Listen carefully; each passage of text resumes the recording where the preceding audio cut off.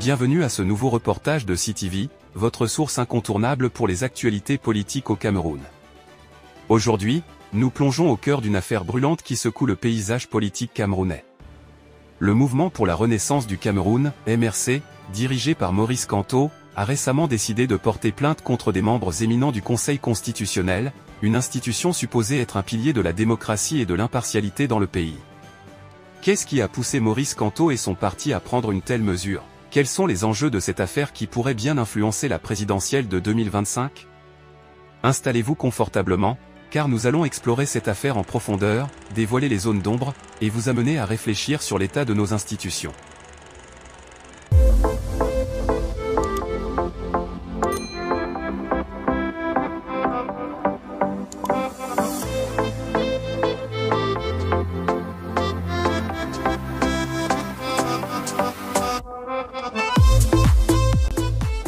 Le 6 novembre 2024, le Mouvement pour la Renaissance du Cameroun a déposé une plainte explosive visant 3 membres du Conseil constitutionnel, dont son président Clément Atangana, ainsi qu'Adolphe Minkoachi et Emmanuel Bond.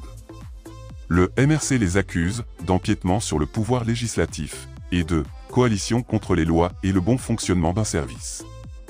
Cette démarche a immédiatement fait sensation et a attiré l'attention des Camerounais, tout en ravivant les débats sur l'intégrité et la neutralité de cette institution suprême. Dans cette plainte, Maurice Kamto et le MRC accusent Clément Atangana d'avoir franchi les limites de sa fonction en assistant à une réunion publique du Rassemblement démocratique du peuple camerounais, RDPC, le parti au pouvoir, qui discutait de l'éventuelle candidature du président Paul Biya en 2025. Pour beaucoup, cette participation va à l'encontre du devoir de réserve et d'impartialité que doit respecter tout membre du Conseil constitutionnel, surtout en période préélectorale où la moindre décision peut influer sur l'opinion publique. Les critiques du MRC ne s'arrêtent pas là. Adolphe Minkoachi, autre membre du Conseil constitutionnel visé par la plainte, est également pointé du doigt pour sa nomination au comité olympique. Bien que cette fonction puisse sembler en dehors de la sphère politique, le MRC voit ici une potentialité de conflit d'intérêts et questionne l'engagement impartial de Minkoachi. Emmanuel Bond, pour sa part, continue de siéger au bureau politique du RDPC, et ce, en dépit des attentes de neutralité imposées par son rôle constitutionnel.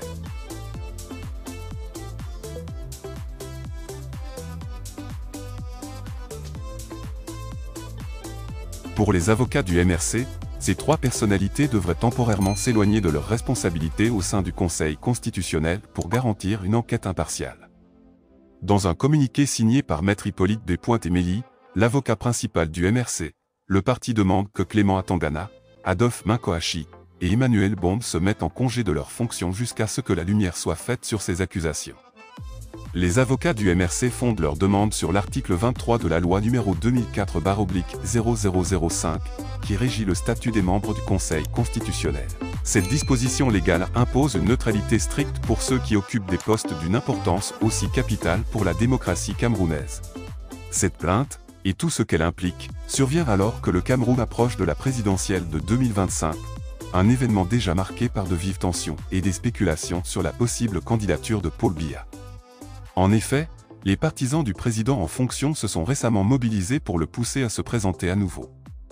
Pour le MRC et bien d'autres acteurs de l'opposition, cette mobilisation soulève des questions quant à la capacité du Conseil constitutionnel à assurer une élection libre, transparente et équitable.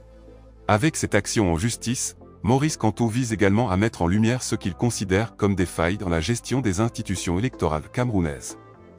En portant cette affaire devant le tribunal de première instance de Yaoundé, il espère non seulement éveiller la conscience des citoyens camerounais, mais aussi attirer l'attention de la communauté internationale sur les faiblesses de la démocratie camerounaise.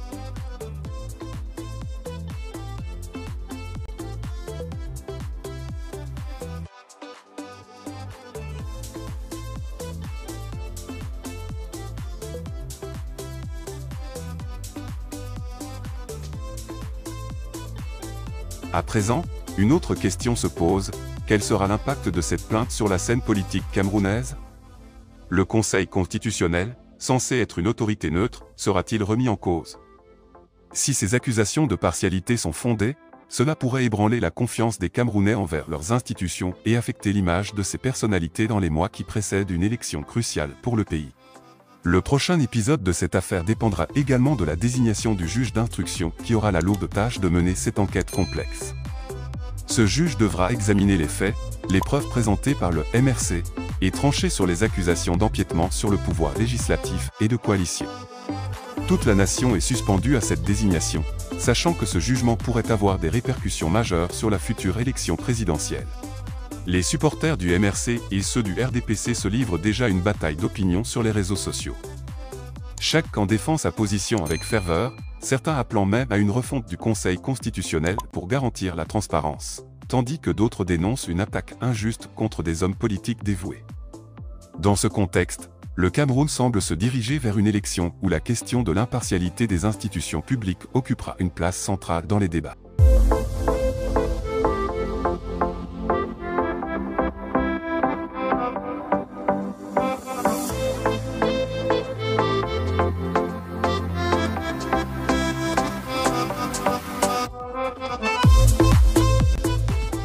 L'affaire Maurice Kamto contre le Conseil constitutionnel risque bien de marquer l'histoire politique camerounaise. Cette plainte souligne les attentes des Camerounais pour une démocratie transparente et indépendante des influences politiques. Avec une élection présidentielle imminente, les enjeux sont élevés, et chaque acteur sur la scène politique est conscient que la moindre décision peut influer sur l'avenir du pays. CTV continuera de suivre cette affaire et de vous informer des développements.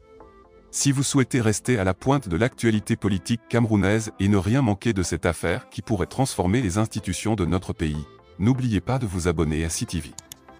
En vous abonnant, vous vous assurez de recevoir toutes les informations en temps réel, pour rester informé et participer activement aux débats qui forgeront notre avenir commun.